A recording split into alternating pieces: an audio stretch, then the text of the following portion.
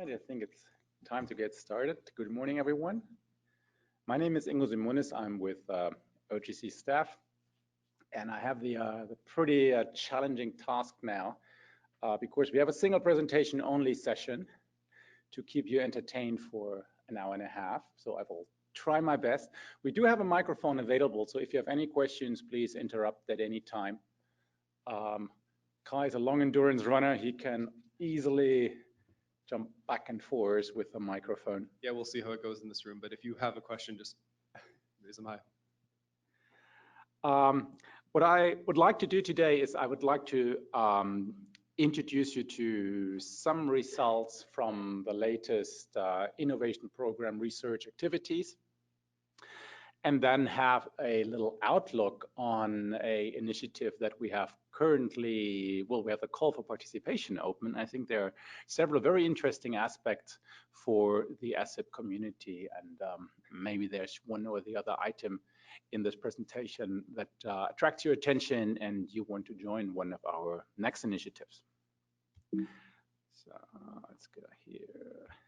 So the first question is, well, what is the OGC innovation program? What is the OGC research lab, right? We do have in the OGC several programs. And one program is the standards program. That's where the standards are actually developed and maintained. But we do have an additional program that is more kind of an agile lab environment program where we explore new technologies, where we test existing standards and try to apply them in other domains or do a kind of a fit for purpose check with these standards. And that is the innovation program. So the innovation program basically brings together the sponsors on the upper left corner here. They bring us the challenges, the requirements to the table together with the funding. Then we bring in a number of world experts. So we have all those calls open to everyone. Once you want to join and receive some cost share funding, you have to become an OGC member. But in general, the calls are open to the world. And the main ideas are at the bottom, right? We do have the idea that the open standards help reducing technology risks. We do them together, we explore them together, and we help mobilizing new technologies by constantly addressing topics that are currently under discussion in the geospatial IT community. The way it works is at the beginning of each initiative, we assemble a bunch of sponsors, roughly have a pool between, well, 10 and 20 sponsors for the major initiatives, somewhat smaller for small initiatives. And then we develop an initial concept or kind of an initial architecture where we define all the work items, we describe what we want to do, and we describe what we need from our members or from our participants for that initiative. And that is then described in the call for participation. And at the moment, I think there are 3 call for participations out there. So if you go to ogc.org/open calls, you will find all the calls that have a CFP public at the moment.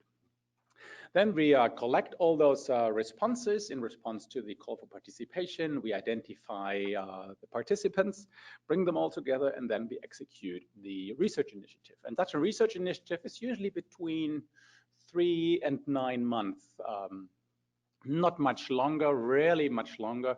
We do have some projects, in particular in Europe, which are 2 to 4 years, but that's just because of the specific requirements the European Commission puts on these projects. Most of the programs where we invite participants have a 3 or 2 to 3 to 9 month execution time. And then we all get together towards the end, have a demonstration meeting, do some outreach activities, and well, like we do today, and try to communicate as best what has been achieved in those initiatives. All the results then are handed over to the standards program for consideration. So we don't do a new standard in the innovation program, but we do our best to get as close as possible to a mature specification if we can, and then hand over the specification to the standards program, and they can then work on it and develop it further until it can be released as a new public standard. So the question, well, why should I participate as an organization? Well, first of all, it's a very collaborative research. Even though it's very often competing organizations, well, competing in the market that participate in these initiatives, the research itself is very collaborative. That's always very impressive. For participants, very important, there are no long proposals, right? You write a 3-page proposal, and that's about it. Nothing compared to what we often do for other research calls where we do have between 100 and 200 pages. You make lots of contacts in those initiatives, so contacts with the sponsor, so you understand what the sponsor is actually interested in, and that usually opens new avenues to new markets. You understand what your competitors and your collaborators do, and you understand what the user community actually needs, because very often the requirements are identified by the sponsors, but they are identified based on requests the sponsors receive from their user communities. And in those initiatives, we never develop technology that can directly go into production or to the market, right? There's always prototypes only, and then we demonstrate the concepts, and that then allows all the participants, first of all, to demonstrate their expertise, and then we'll build new business based on the initial prototype they have, develop that further until they can hit the market. And last not least, well, you are all contributing to a more interoperable world, right? That is one of the key motivations for many players to join. So let's look at testbed 15. That was the last testbed that we have concluded at the technical committee meeting in Toulouse last year. That was late November. So these results are partly published already, partly they are still in our publication pipeline, but all of the results, all of the engineering reports will be made available free of charge to the public. So if you go to the OGC website, you find our document repository, and there we will provide all the reports. A couple of numbers. So we had in testbed 15, we had 8 sponsors. They made together $1.7 million available that we distributed among all the participants. In total, we developed 38 components, and they are documented in 16 engineering reports.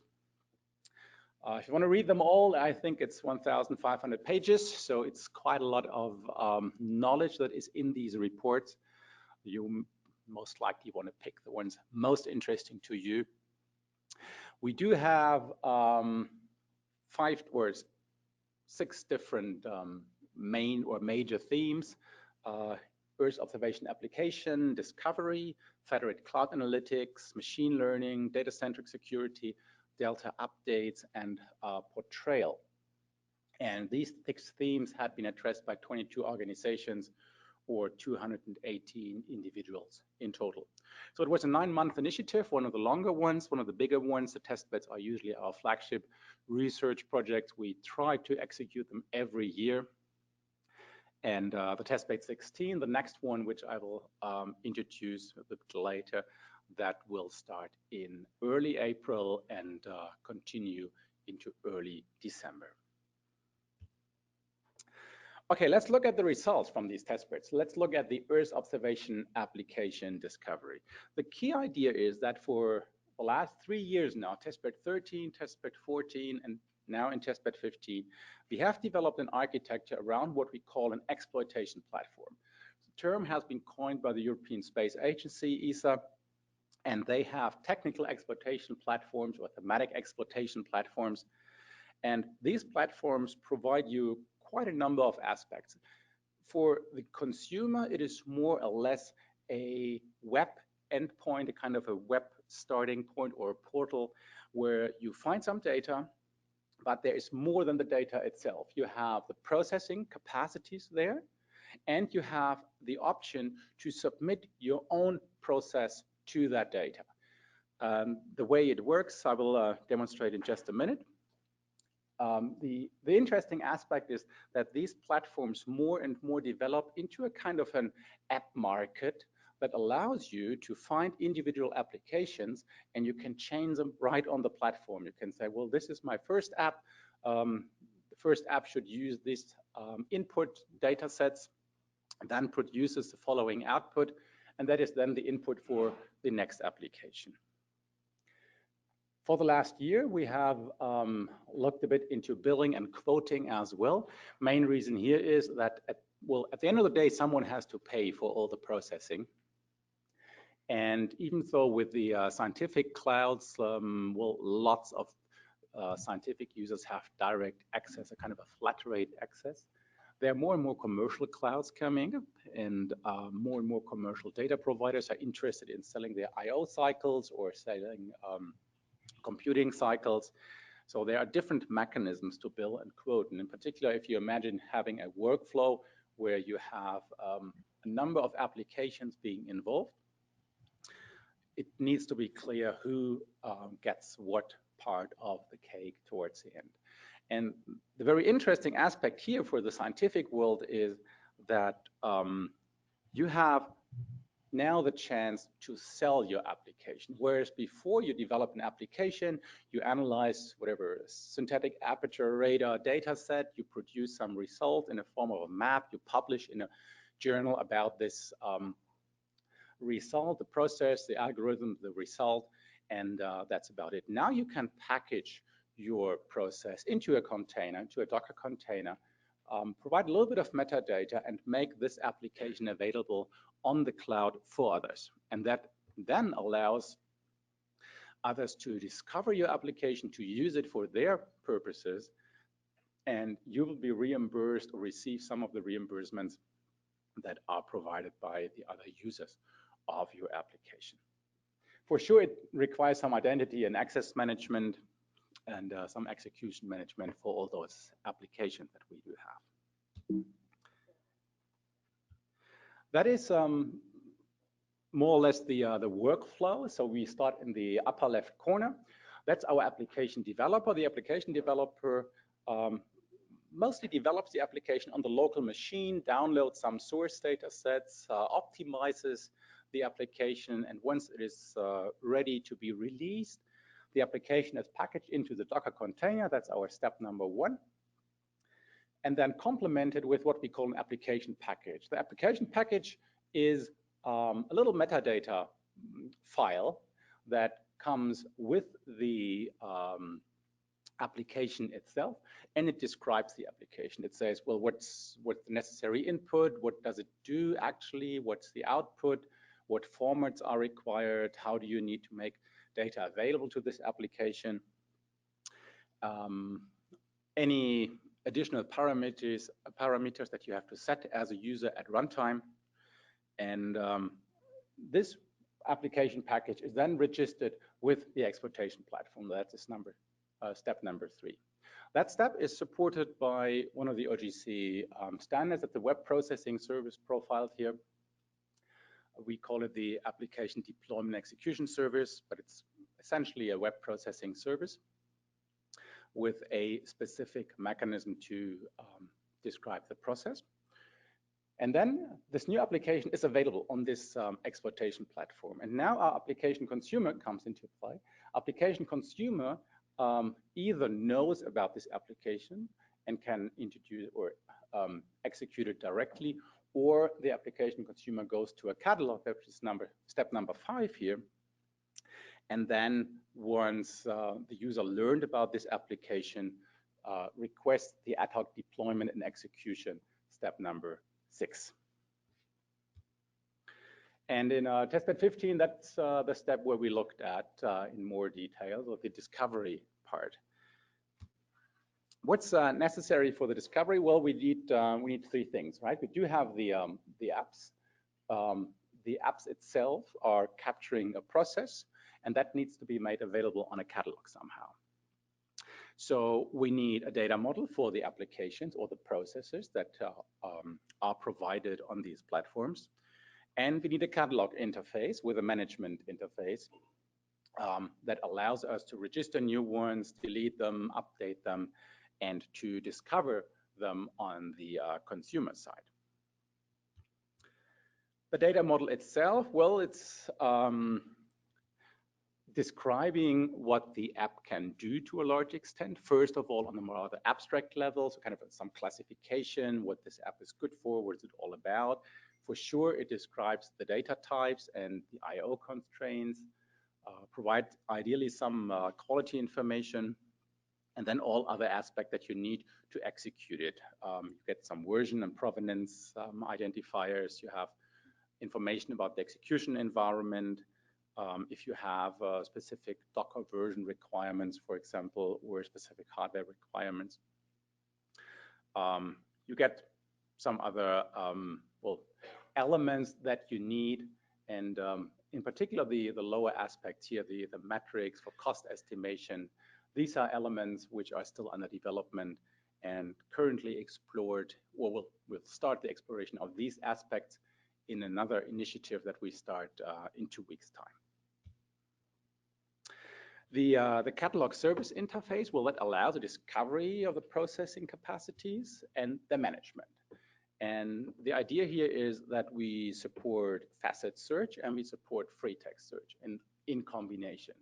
So instead of the kind of a tree-like approach where you dive into the tree and only can search within your subtree, we prefer and to have implemented a facet search that allows you to explore all those dimensions at the same time, and you can freely explore each dimension individually without necessarily affecting the others.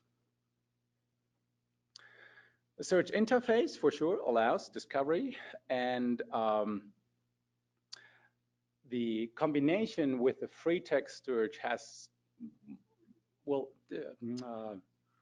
been shown to be pretty essential, because one of the key problems we have observed is once you have a platform and people are exploring your platform, people are searching your platform for specific applications, they use all sorts of terminology. And as long as you don't provide a kind of a online taxonomy or thesaurus that allows the user to know what the actual supported keywords are, the only really efficient way to discover these things is the free text search. And then for sure, we have those additional management interfaces. The goal here was now not to invest into new standards, but to use or to reuse what we have already available in OGC. So the bindings for the catalog and the data model, which was a GeoJSON data model, that have been proposed in testbed 15 are fully consistent, or fully consistent with the standards we can see here. So on the left-hand side, we see the actual model, so the open search extensions for the EO products and collections, the open search extensions for geo and time. So these are on the model side. And then on the serialization side, we do have the JSON encodings, one which is for the OWS context and the other one for the open search. And to support our search with the facet element, we borrowed a little information from Oasis, the search and retrieval via URL extension. All of this together then formed a data model, right? The proposed data model relies on OWS context.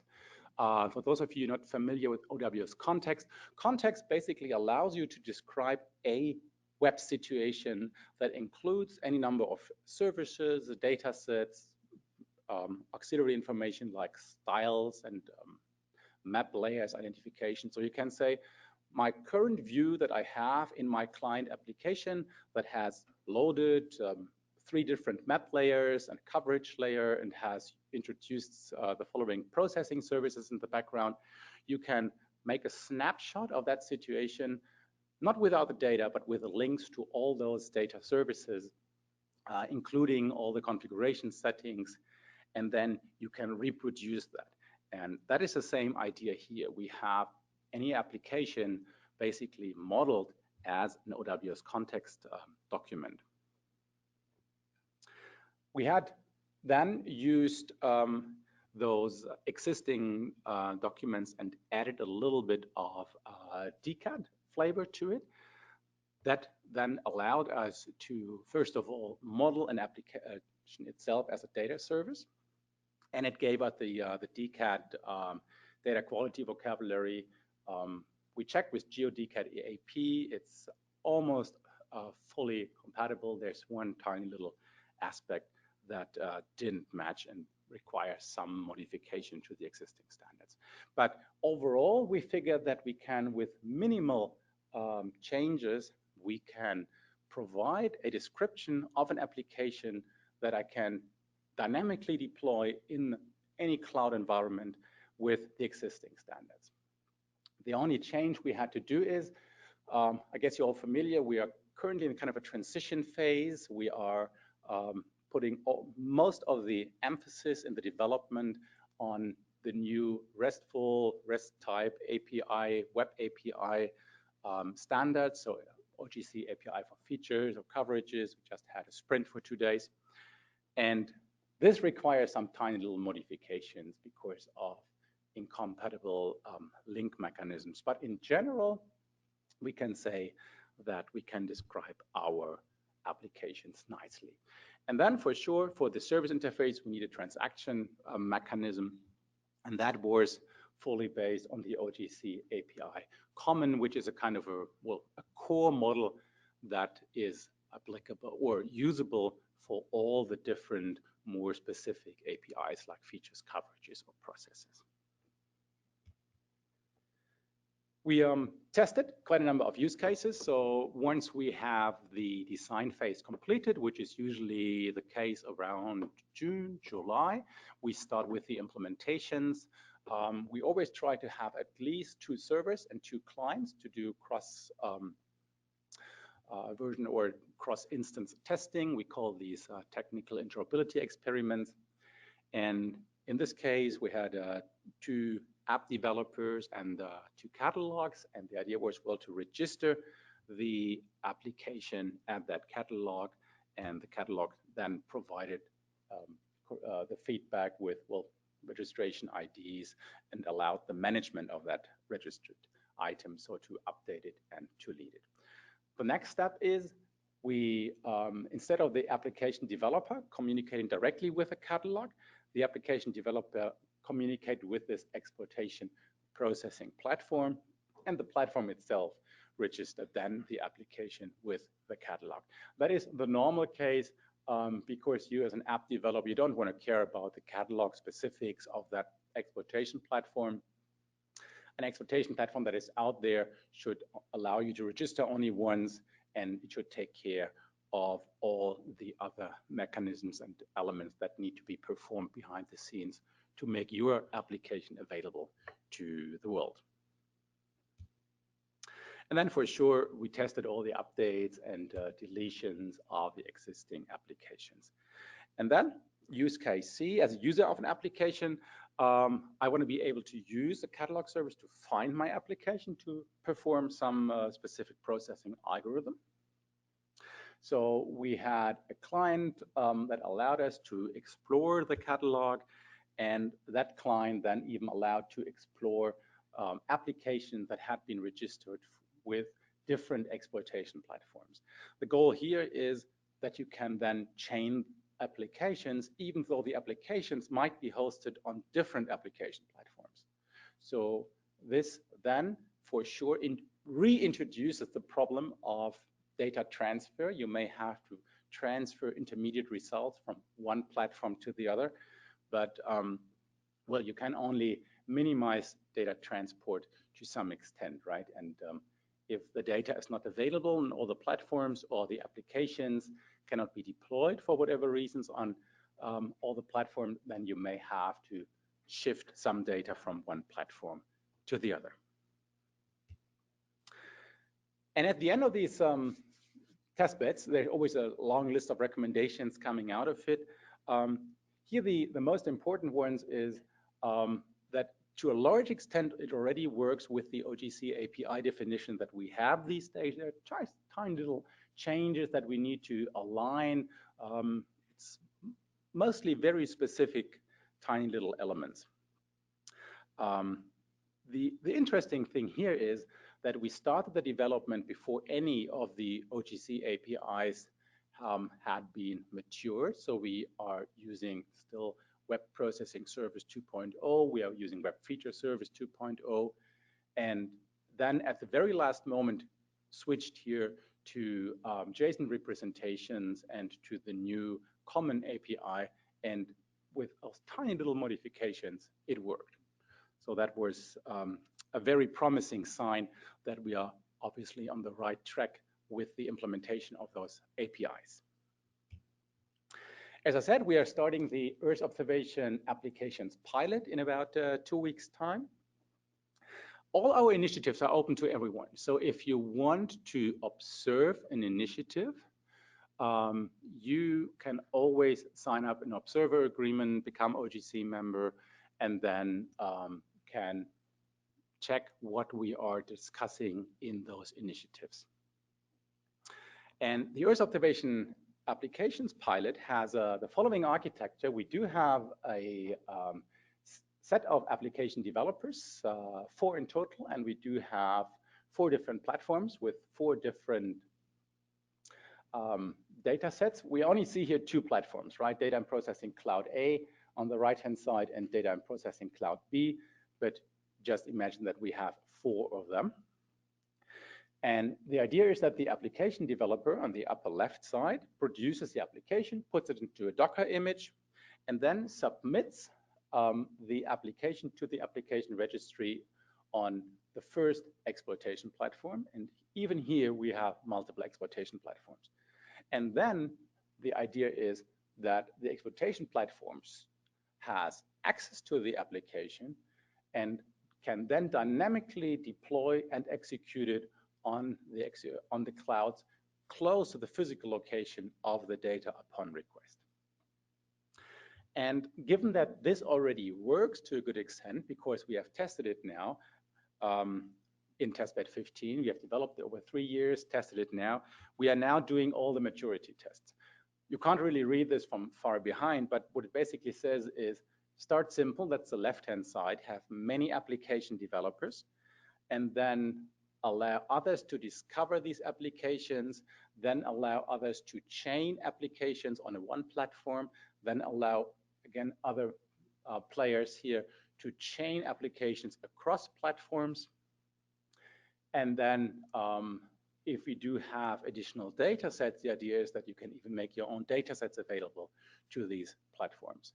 And we will now, in the upcoming pilot, which runs from 21st January until end of May, with results being presented at the Montreal Technical Committee meeting in June, we will try to get as far from the left-hand side to the right-hand side as possible. And that is a very important aspect about the innovation program, right? It's really research, so we don't know how far we get. Ideally, we can test all those different users with their ideas. We may or may end up further right. So that will depends then on how interoperable our architecture really is. Yeah, the pilot itself is funded by the European Space Agency and Natural Resources Canada. And as I said, results will be presented in June. There's one very important thing, and that is we struggled a little bit finding sufficient application developers. And I'm not quite sure if we as OGC are not connected enough with this research community, or it was maybe unfortunate timing because we had to release the call for participation just before Christmas. That was, I think, end of November, beginning of December, we released it. It was very short response times. But nevertheless, if you have applications, if you say, I'm often working on data that is stored on a cloud, in a cloud environment, but I have my application on my local machine, I would like to avoid downloading the data and then instead would prefer to package my application in a Docker container and shift it there, please come talk to me, because we are very interested in learning about these applications, bringing you on board, maybe in this initiative already or in one of the future initiatives, because the architecture, the technology that we are seeing here will be continued in testbed 16, and it will be explored more intensively on the live systems that ESA is operating in Europe. All right, that's the first part. That's the discovery and the architecture to allow applications to run on any cloud environment. Any questions so far? No? Good. Well, then we can continue. One of the other aspects, which is maybe a little bit less important in this community, but I kept it in here because even in the research community, I so often hear about, well, one thing that is pretty important, and that is trust. And trust, to a good extent, depends on, well, understanding if the data was not manipulated, if the process was manipulated. You want to repeat specific processes, which then often requires signatures. And we just added the encryption part here. And the idea was to look at data-centric security. So the main difference from data-centric security to the more, well, traditional security is that you try to keep the data protected in transit and in rest, right? The data should not be fully accessible until an authorized user is actually using it. So it should not be in a remote cloud without any encryption, for example. The idea was to figure out, well, how can we add security classification to it?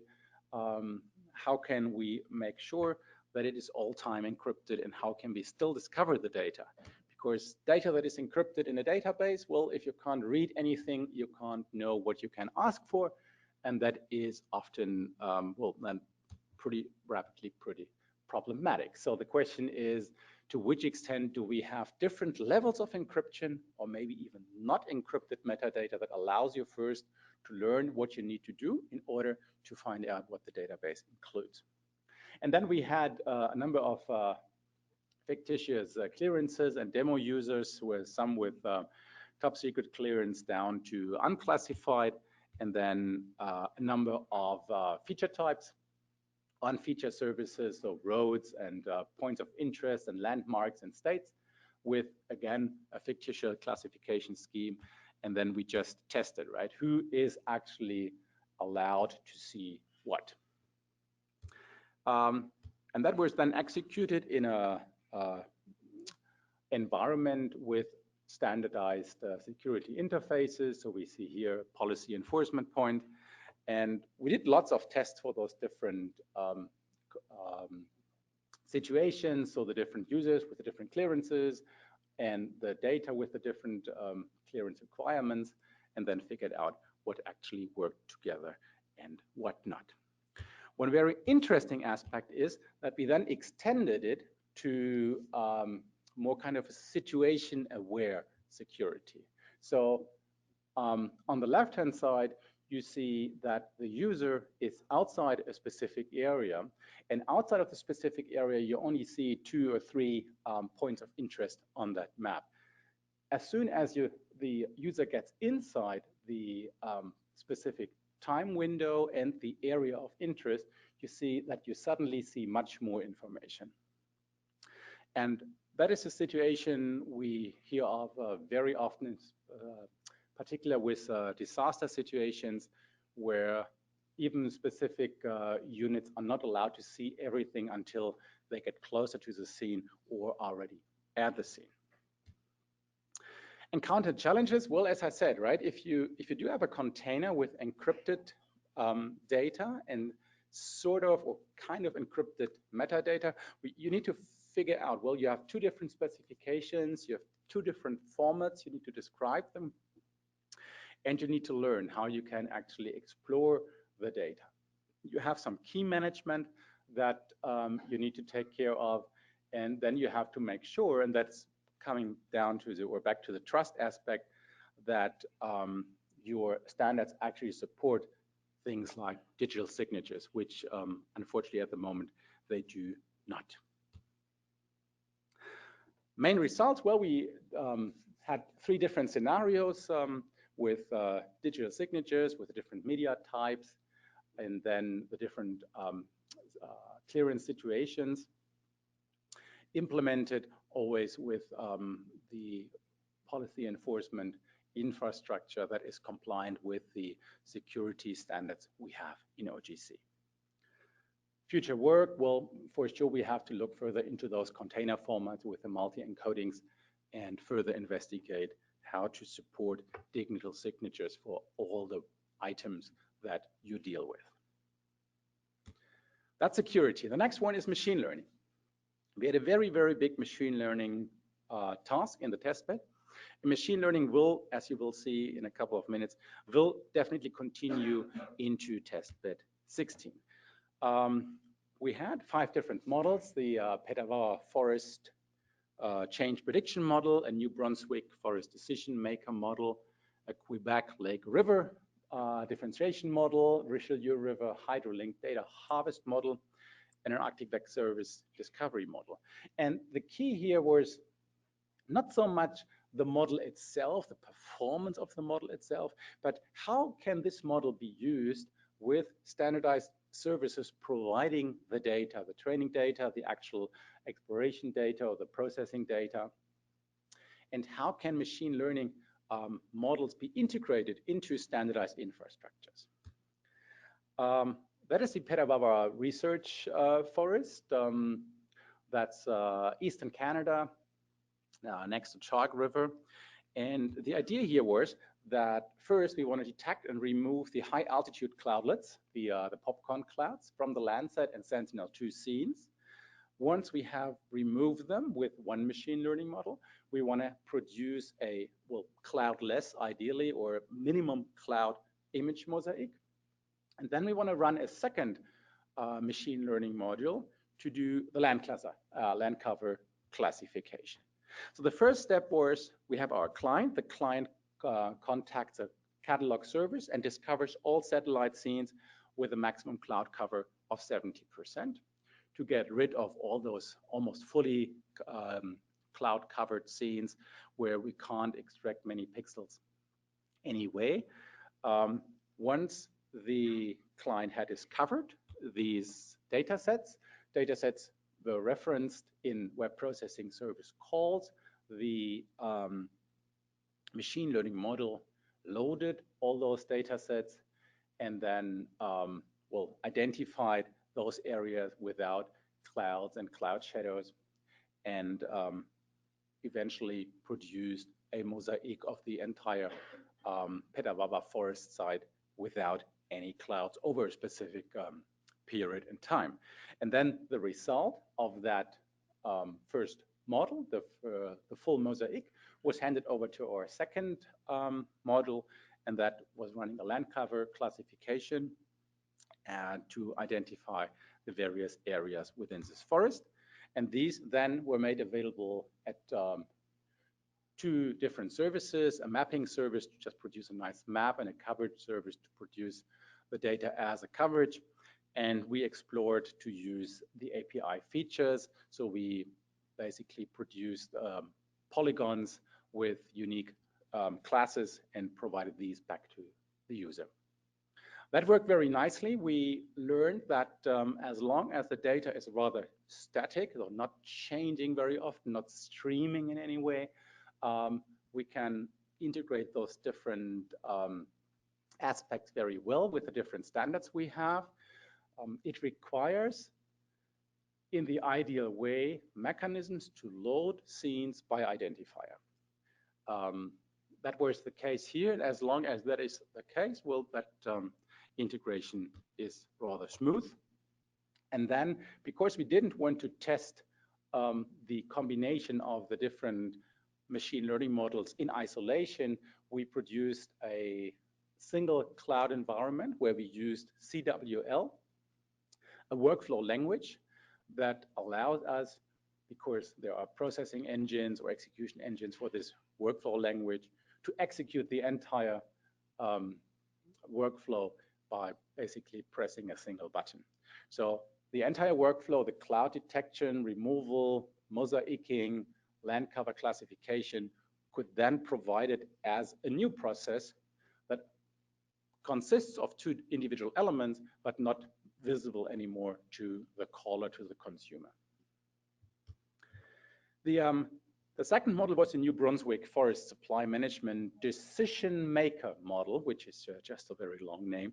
The key idea was to create a kind of a wood flow model to optimize the routing of the timber from the source to the market. So when should I harvest which tree to make the most profit? And this is, at the end, a multidimensional optimization problem, right? I do have quite a number of independent elements. We model them as agents. And the first thing, for example, is you need to know where the wood is actually growing, the age of those trees, the thickness of the trees. You have the harvesting teams, which are located at different locations. You have the wood price, you have the fuel price for the harvesting teams. You have road conditions within these forests, which are dependent on the weather. Not all the roads can be used by all the different types of trucks. And that is, again, dependent on the rain situation. Lots of rain or snow prevents specific cars or trucks to go there. So everything had to be integrated. So this is some typical situation for a reinforced learning module. One class of the machine learning models next to the supervised and unsupervised learning models. And we had a pretty similar setup, right? We had a catalog to identify all the data set that we could use. We had 3 different models, agents, in fact, that we worked with, and then we produced again the results at the standardized interfaces. Here you can see how it looked like, right? On the upper right, we have data on the forests, data on the mills, and data on the forest roads coming from different databases from Natural Resources Canada. We have the wood prices and the fuel prices. Those are constantly changing, as you know. And then we had the different models, then implemented in the form of 3 different agents. So we have the harvesting agent, transport agent, and the planning agent, and then had the reinforcement process running. And well, until we maximize our reward, which was the profit made from the wood that we cut, and then produced this as a single web processing service at the end. And that produces quite interesting, even intermediate results. So we see here the top harvested stands and the busiest mills. Because you get all this data in a very regular fashion, you have quite a lot of side products, right? Even though you're only interested in maximizing your profit using the mill, which is the least used or has the best price offering at the moment, you even learn when you run the model for an entire season or a number of seasons, you learn which mills are usually the most busiest and so on. So you can do quite a lot of economic analysis or even ecological analysis by understanding where are my trees growing faster, where are the trees growing slower. You get this as part of the reinforced learning agent modeling. That was quite nice to see. The third model was the lake and river differentiation model, right? This is Manicouagan Reservoir in central Quebec. And you can see the center thingy is considered a lake. And you have quite a number of rivers going into that lake. And one river basically the drainage leaving that lake. And the question is, what is river and what is lake? And what we did is we used LiDAR and imagery data from satellites and trained the model to identify the water body types, so lake or river, and recommended splits, so where actually to split when a river enters a lake. Then we work with confidence levels for the various recommendations, and we vectorized the results, applied some topological corrections at the end, and then served the data just on maps to have a kind of a visualization check at the end. And what we learned here is, that it depends extremely on the training data set. And the interesting situation is if you have well, that is a super complex situation, right, at Manicouagan Reservoir, but if you have 5 people doing the training for such a data set, you get 5 completely different training data sets. And applying then these situations or the models to other situations can be quite tricky from time to time. The next machine learning model is the Richelieu River hydrolink data model. The general idea is that you do have lots of information about all those elements along a river, but they are not linked in any way, right? If you go to a database and you get your river data, yes, you get stream data, how quickly it flows, how much water is in there, if it was frozen or not. But try to get all other data that is available, for example, the economic capacities of the industry along the river, the demographics of the people living there, the development of the cities, and so on. And that is not available. There's just no link available between these different data sets. So what did we do? We trained a model as a kind of a triple generator. The model went to different sources like DBpedia, GeoDB, web services that we identified up front, with the idea to produce triples and then to store these triples in a triple store so that you can have a more holistic view on a specific river segment of this Richelieu River here. That is work we definitely have to continue because it, for the first time, allowed us to have graph structures then built from those triples that gave a much more complete view on a specific location, a view that otherwise could only be achieved by lots of very manual work. And the last model is the Arctic Web Service discovery scenario.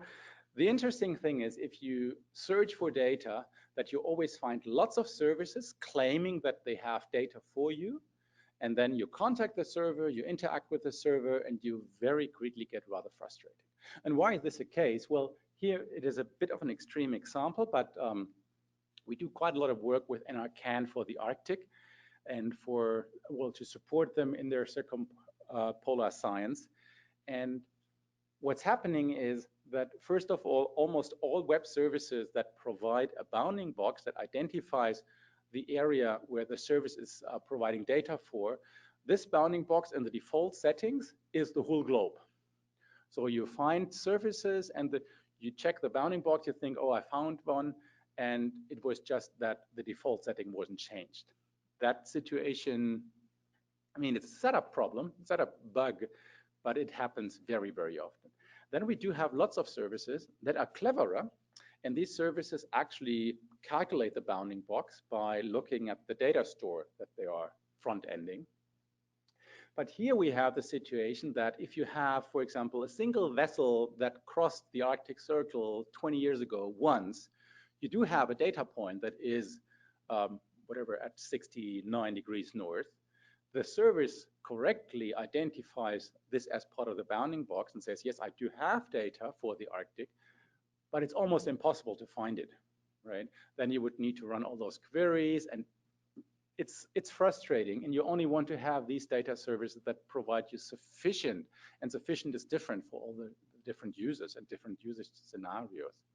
But we want to have some mechanism that allows us to give a kind of a confidence score that we can register at a catalog, so that I can go to a catalog and say, give me all the services that claim to have data for the Arctic, but with a confidence score above X. And then we figured out, well, what can we do on the machine learning side to produce such a confidence score? It is not only the bounding box, right? It's lots of other elements which are part of these services as well. It's sample requests, identification of keywords and other metadata elements. But it is still quite tricky to identify services that produce data for a very specific purpose. And that, I think, is one of the key issues. We do have so many web services with so many data sets out there, but finding the right ones is still a big challenge. If you know your web services, you know you interact with them every day, that's all fine. But finding them can be problematic. Some recommendation that came out of that, well, there's some sort of API-specific elements like the lightweight and the direct versus the feature core-based aspects. That is basically, how simple can my URL to my data be, right? If it's just landing page, anything, you can very easily get to your data. If you follow the very formalized approach, the formalized approach coming out of OGC API common or API features, you have a more robust structure, but in the daily operation, well, you need to figure out what the optimal approach for you is in terms of server configuration. You can always have the latter and the more convenient, shorter one as a kind of a configuration aspect on the server. Then we learned that dynamic data is still a big challenge. And that is in particular true if you have modules, machine learning modules, where you connect to data sets that are constantly changing because you get into reproduction issues and so on. And it is not very nicely supported with OGC services at the moment. So that is something we definitely need to further work on to have better support for streaming data and for data that is dynamically very, well, changing at a very high frequency and it's not very static. Other recommendation that we directly picked up in the preparation for testbed 16 is we need to work with the trained models. We need to have exchange of trained models. We need to have governance structures for trained models. Otherwise, applying a trained model to a different situation, just a different spatial or geographic location, for example, is very tricky. We need to have some more stress testing mechanisms in there. We need more metadata profiles for our models. These are all things we need to address in the near future. Then we have federated cloud analytics. That is now addressing the situation where you have big data stores in different cloud situations, and you need to handle the identity management, the access control somehow. As a user, you don't want to register with all of these clouds. You want to log in once, and then you want to get the access being dealt with in the background. You don't want to be affected with it. So we did an analytic study here, so how we can manage access to these different clouds. We analyzed with EOC and Scale and Seed. We analyzed different possible solutions for such a situation, and then looked a bit into provenance. I don't want to go into detail here. If you're interested in security, we can talk afterwards, but I just want to give you a little overview. That is kind of a security mind map, right? And only the green ones in the upper left corner, those are the tiny little things we addressed in the testbed, and it's still challenging. And we haven't addressed many other aspects. Security in multi-federation cloud situations is still a big challenge, and that's why we do have it in testbed 16 again. Key idea here is you as user A, you usually access service SPA, and that is very simple. You as a user, you are registered as some identity provider, and you go to the service checks your identity, says, okay, this user is authorized to see the data and provides the data. But now user A goes to service provider B, and service provider B can only talk to identity provider B. the identity provider B doesn't know you, so what's now, right? And that is the typical situation that we are faced with more and more often, given that we do have more and more clouds. Most of the clouds have their own identity providers.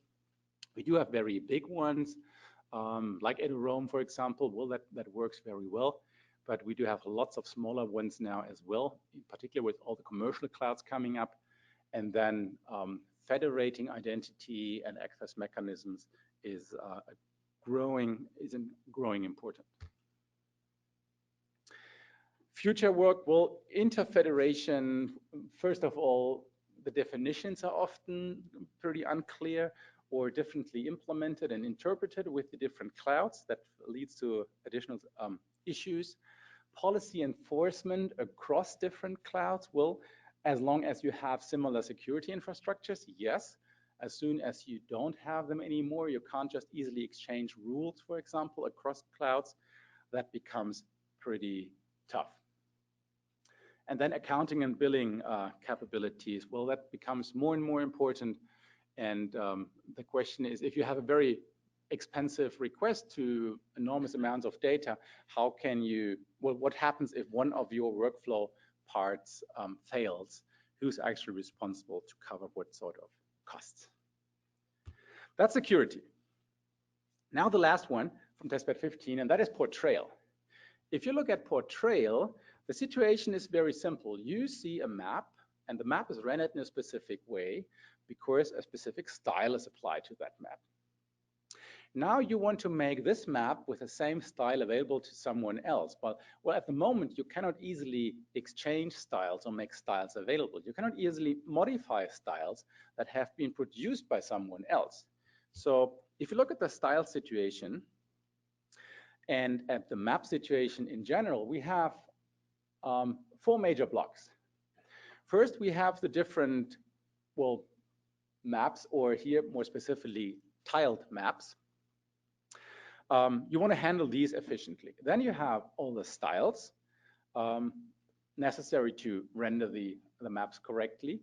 You have all the different APIs for the management, and then you often have online-offline situations. So you are driving around with your car, you have an online situation, you get a map rendered on your phone, for example, then you lose connectivity and you want to continue having the same rendering and so on, even though you are in an offline situation. If you further dive into it, then we see that, well, on the tile world, we do have to differentiate quite a lot of things. On the style world, we have to talk about encodings and discovery and metadata. And even on the APIs, it's not a single one, it's quite a number of APIs, right? We do need a styles API to handle our styles. We need change requests, change sets and images, maps, tiles. So quite a number of different APIs that we need to address. And here's what we did. It starts with the red user in the middle. The red user contacts the first data server, discovers some data, accesses the data, applies a style that is provided by the style server, and then renders the data and has it visualized. Then the user learns, that's not the style I like, I want to change it. So the user loads a visual style editor, modifies the style, and uploads then the modified style to the style server again. Now user number 2, the green one, comes into play. User number 2 again goes to the data server, discovers some data. The data links to a style. The user goes to the same style server. User number 2 doesn't know that user number 1 has updated that style. And so user number 2 loads the latest style, which has just been updated by user number 1, and we can be sure both have the exact same view on that data. So let's look at that in a bit more detail. Assume we go to our landing page that is a server with lots of different data sets, so hydrography data, agriculture data, points of interest, and streets and roads and houses and what's not. And hillshades here in this case. And the idea is, first of all, that you want to have different views or different styles for the different views for your data that you can easily exchange. Well, this is our, let's say, day view, and then you have a different style. You load this different style, and you have a night view, right? It turns into this dark purple, which is more readable at night. So that is the first thing that is possible if you have a dedicated styles API, because you can just go to the styles API and say, here, I have some data here, which is rendered with the following style, but this is pretty bright. Do you have another style that works for that data? And given the association exists between the data and the style, you can just download another style, load it, render it, and it looks different. Then we load additional data, right? This is some, well, obviously some street network here.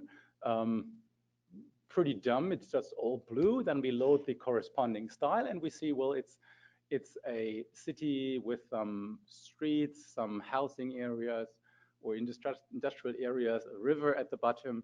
The large blue line, that's a power line with the different pylons along it. And now our user, well, first of all, you can change projections, right? So this is just a little projection change here that can be supported by dynamic loading of those styles. And then we can load our style editors. So we load the style API, we discover all the different styles that are available. This is from the experiments of very few styles, but you see our daylight style, our night style are here. And for sure, you can view all those different elements of these styles in detail. But the key is you can load your visual style editor, modify the style. So you don't like the dark green, you want to have a more kind of a bright green. Okay, you modify it, you hit the save button, you hit the push button, the style is pushed to the server. On the server, it is updated and now immediately available to others. And that's very interesting because if you, for example, load OpenStreetMap data, even the default view on 5 different devices, it often looks 5 times different. And situations like here, we very often have in, or issues, we very often have in situations where we have multiple agencies getting together, looking at the same location, but with a different symbology they use or with a different style. Definitions, maps often look different. And this allows to harmonize the view on these maps and to exchange styles very nicely. One aspect is there are mainly 3 different style definitions, right? We do have the style layer descriptor and symbology encoding, SLD, SE, coming out of OGC. You have the mapbox styles, you have CSS flavors. And the idea is, for sure, you can go back and forth from one to the other. They are not 100% convertible, so you may lose some information because the general model behind these styles is different. This is, for example, the mapbox view on the same style from a different angle. It looks exactly the same. So we did some round trips, and as long as you don't have super complex styling, the round trips usually work successfully. If you have very complex style situations with lots of overlays and the data loaded from different sources that needs to be rendered in a very specific sequence, you may enter in, well, you may experience some issues, but if you have simple styles like these, you can go back and forth from one to the other encoding without any problem. And then imagine we have a situation where we have a number of satellite tiles or satellite scenes tiled. And I removed those tiles in the middle. We can, because what I would like to demonstrate is that we can easily update those tiles, but seeing an update on a satellite scene at this resolution is pretty impossible. So we have just removed them and added an additional API, which is our image API. And the image API allows now to add additional images to the tile store, and the user can request only specific tiles from that tile store. And the key idea here is that if you do have a tile store for a large area with, let's say, 6 billion tiles, you do not want to update the entire tile store if you get a new satellite scene in. You just want to update one specific area that is affected, and you want to allow the user to subscribe to changes within specific areas. And that is now supported with the new API images. The new API images is just a draft specification at this stage, right? It was developed in the innovation program, now handed over to the standards program. It's up to the standards program now to develop this further into a released standard. Good. And then we have the, need to go through this a bit faster.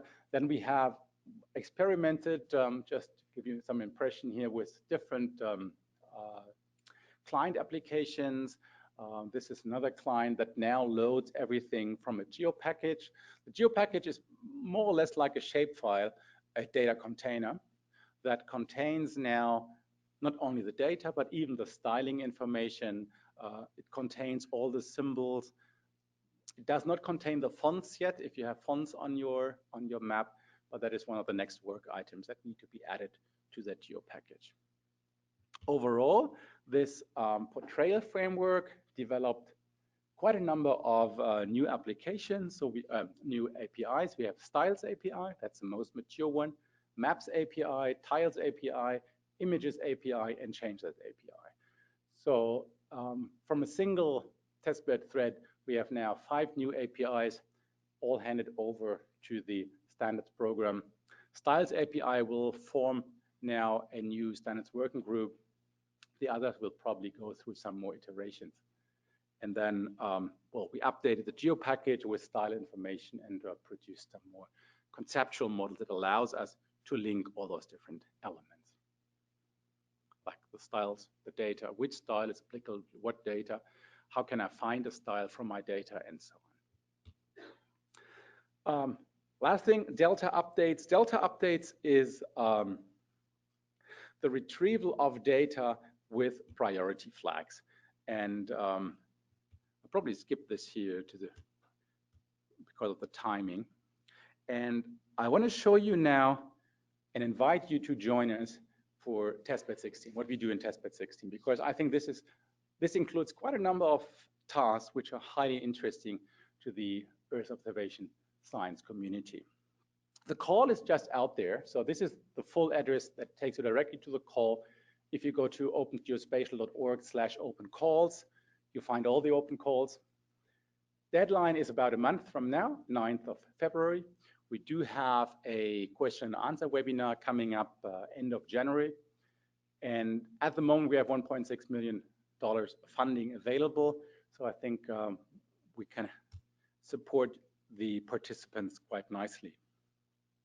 We will have 3 major threads. One is Earth observation clouds, and that contains 3 tasks: Earth observation apps with Jupyter technology, data access and processing convenience APIs, and discrete global grid systems. Then we have the data integration analytics thread that combines, again, machine learning with aviation, with moving feature detection from full motion imagery, so from video, detection of moving features within video, and then making these available as moving features. And analysis-ready data. We want to find out what analysis-ready data actually is, because the term is heavily used with lots of different definitions at the moment. And then the third thread is modeling and packaging, which includes, again, security, data-centric security, and federated security, because that's what we see being more and more important. We continue our work on GeoPackage, and we continue our work on Open API, which is used for all the API development work at the moment.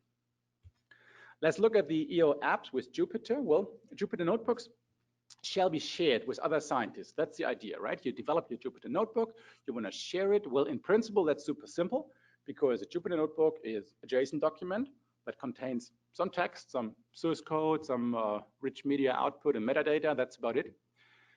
And each segment of that document is organized in a cell, and you can easily share these, right? You just deploy them on a different Jupyter Notebook environment and execute them there. That's simple.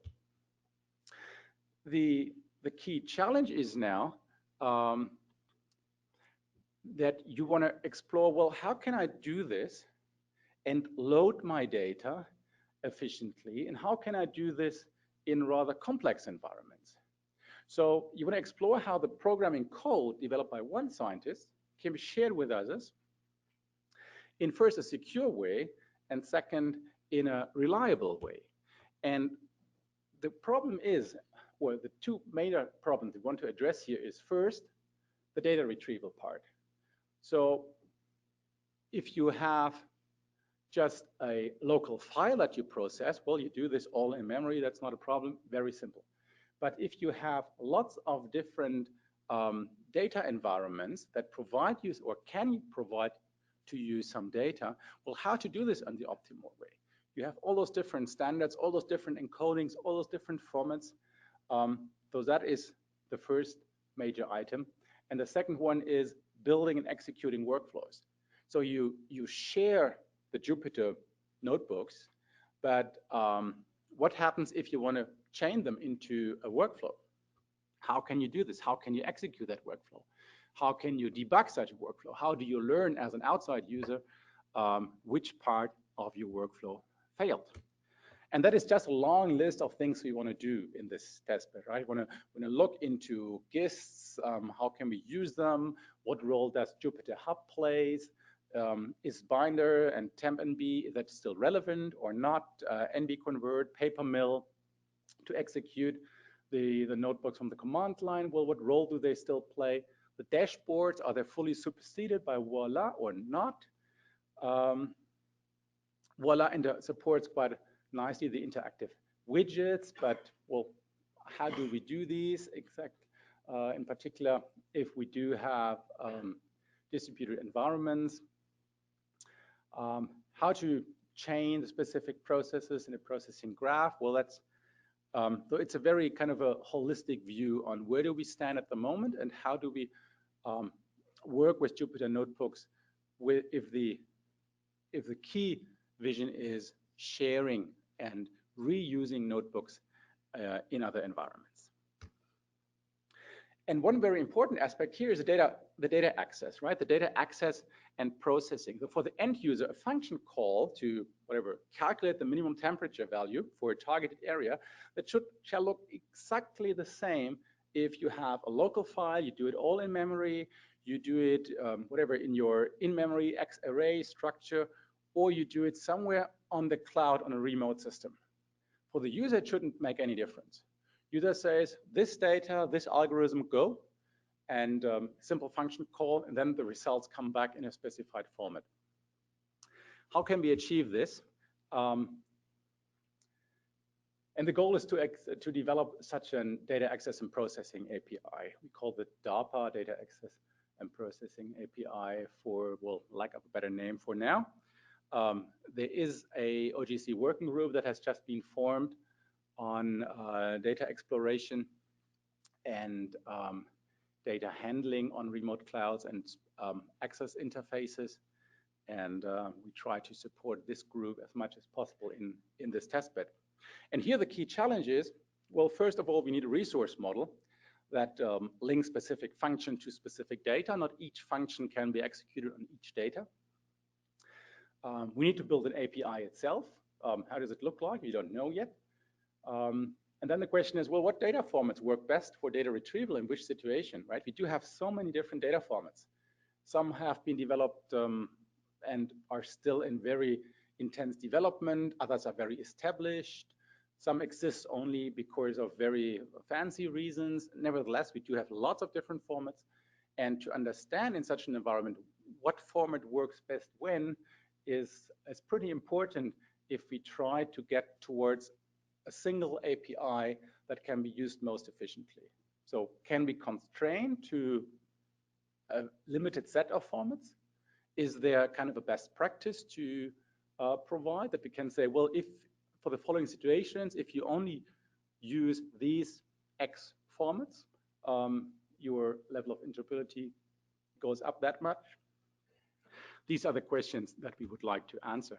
And that's what we are looking for. And particularly important here, the left-hand side, it's scientists, right? We want to have scientists that help us with the definition of the actual calculation that should be executed in such a notebook.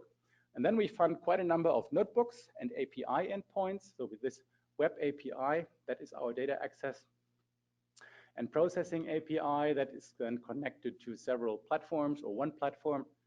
And yeah, we want to give it a huge shot trying to understand how we can use Jupyter environments the most efficient way. And the last aspect in this first thread is discrete global grid systems. Not sure if you're all familiar with discrete global grids. It's a single one is a tessellation, which covers the entire Earth's surface.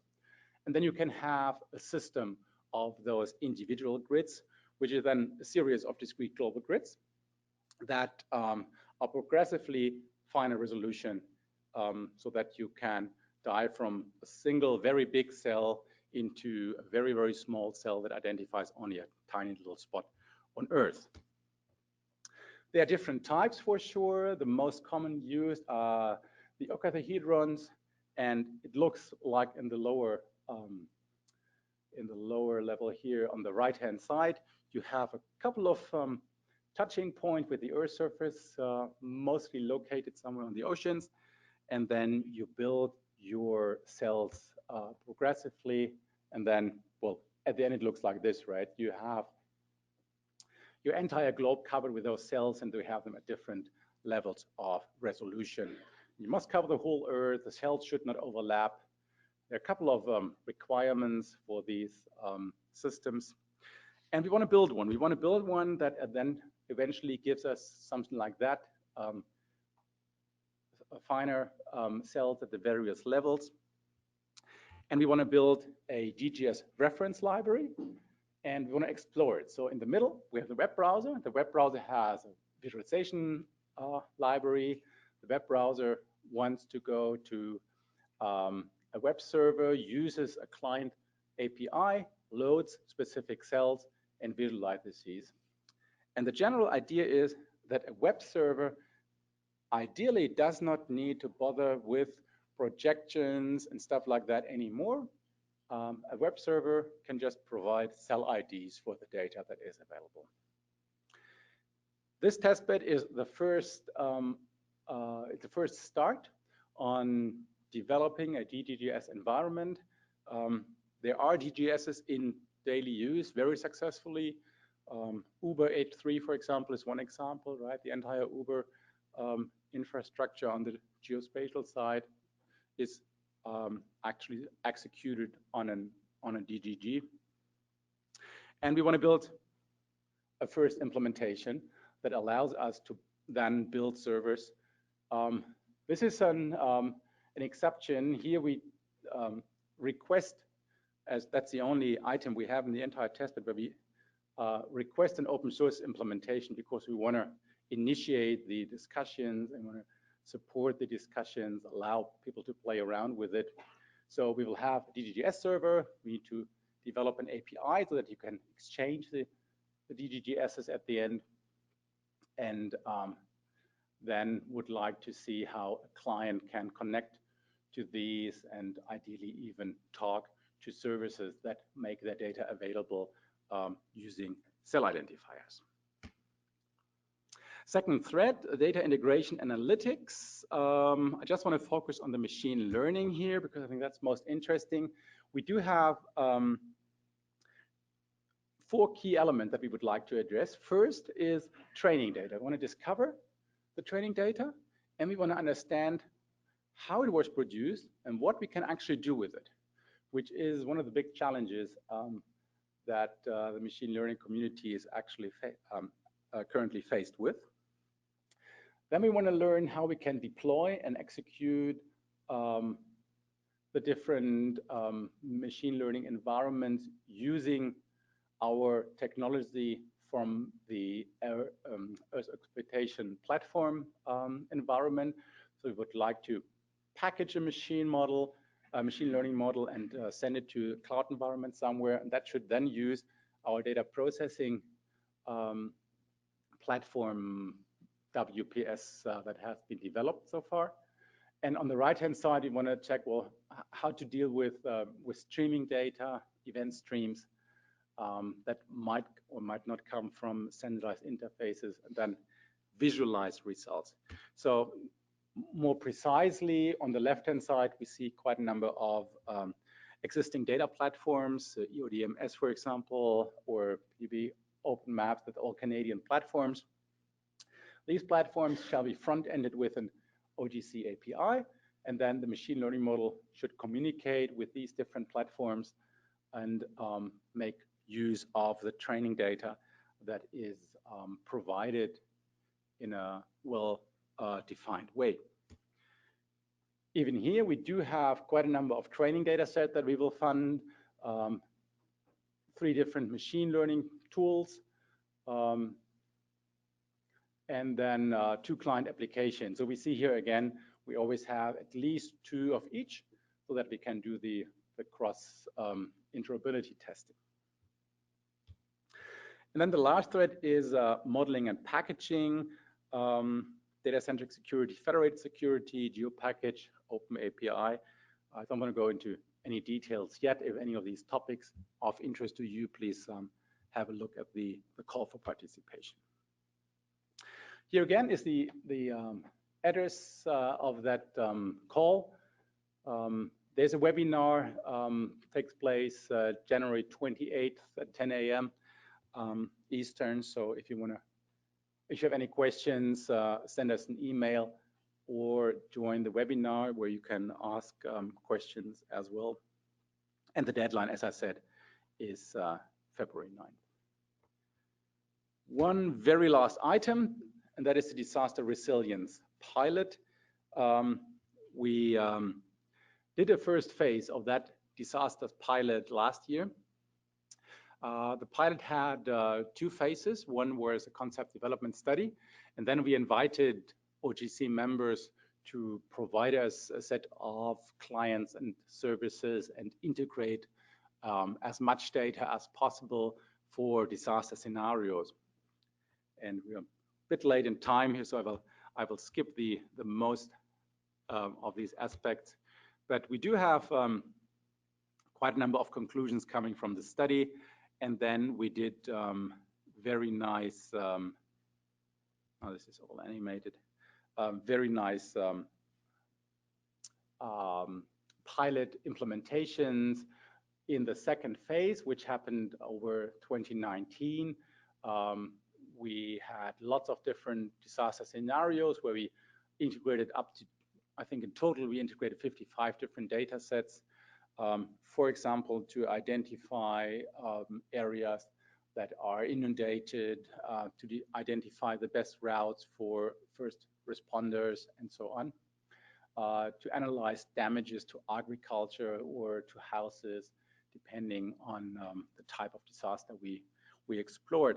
And we are currently discussing entering phase number 3. And the key idea here is that we would like to do 3 things. First, we would like to bring experts together, experts that can help us with the definition of workflows, of analysis flows, where we, for example, can calculate the best emergency responder routes, where we can support the insurance industry by doing first assessments on damages, where we can identify evacuation routes based on the current flooding situation, and so on. So we are planning to have a rather big workshop where we bring the Earth observation science community together to help us with shaping the real use cases. Then we want to do some implementation work that allows us to explore these ideas in practice. And then we do some rapid integration testing with data sets that are currently already available online, or we bring them online.